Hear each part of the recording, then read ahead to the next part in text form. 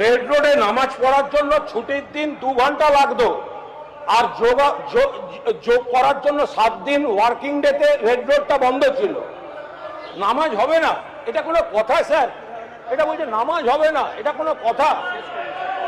এটা এই মুহূর্তে বলেছেন, এই মুহূর্তে বলেছেন, আমাদের মন্ত্রী বলেছেন, এটা কোনো কথা হচ্ছে? আপনি প্লিজ, এটা কোনো কথা হচ্ছে?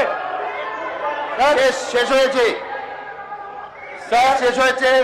আমরা আপনি এবার বন্ধ করুন, সবাইকে দিতে হবে, প্লিজ বন্ধ করুন। একটা তাহলে আপনি অনেক বলেছেন, তাহলে একটা হাইয়েস্ট টাইম। তাহলে স্যার, তাহলে এই রাজ্যপালের